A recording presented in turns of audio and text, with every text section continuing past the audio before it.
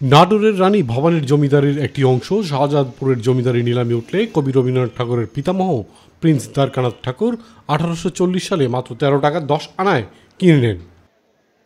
1890 থেকে 1897 এই 8 বছর কবিগুরু রবীন্দ্রনাথ ঠাকুর শাহজাদপুরের জমিদারি দেখাশোনার জন্য এখানে আসতেন এবং সাময়িকভাবে বসবাস করতেন। এখানে বসেই কবি রচনা করেছেন প্রচুর কবিতা, প্রবন্ধ ও গীতাঞ্জলির অংশবিশেষ, নাটক বিসর্জনের মতো সাহিত্যকর্ম। এখানে এসে আমরা কবিগুরু রবীন্দ্রনাথের বিষয়ে অনেক কিছু জানতে পারছি। প্রতি বছরের ন্যায় এবারও বিশ্বকবি রবীন্দ্রনাথ ঠাকুরের 164তম জন্মবার্ষিকী উদযাপন খুব সফলভাবে সম্পন্ন হবে বলে আমি আশা করি। প্রোগ্রাম হবে, অনেক নাচ গান, তার গীতি নৃত্যনাট্য অনেক কিছু হবে। কবিগুরুর স্মৃতি বিজড়িত শাহজাদপুরের কাছারি বাড়িতে প্রতি বছরই সাড়ম্বরে উদযাপিত হয়ে আসছে কবির জন্মবার্ষিকী। শাহজাদপুরের সর্বজনীন এই উৎসবে অংশগ্রহণ করতে ইতিমধ্যেই দেশ বিদেশের বিভিন্ন প্রান্ত থেকে ছুটে এসেছেন রবীন্দ্রপ্রেমীরা।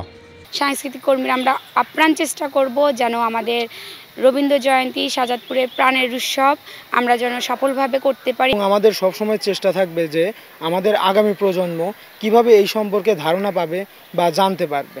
জেলা প্রশাসনের আয়োজনে উপজেলা প্রশাসনের তত্ত্বাবধানে থাকছে 3 দিনব্যাপী নানা অনুষ্ঠান।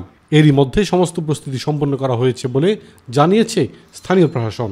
প্রতি বছরই এই জন্মবার্ষিকী উপলক্ষে বিশেষ ধরনের নিরাপত্তা ব্যবস্থা নেওয়া হয়ে থাকে। এখানে আইন শৃঙ্খলা বাহিনীর যারা সদস্য আছে তারা এখানে রেগুলার 24 আওয়ার এখানে ডিউটি করে। এখানে পুলিশ থাকে, র্যাব থাকে, বিজিবি থাকে।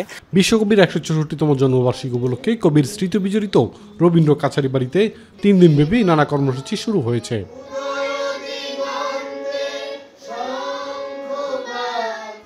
ইলিয়াস কমল, মাই টিভি।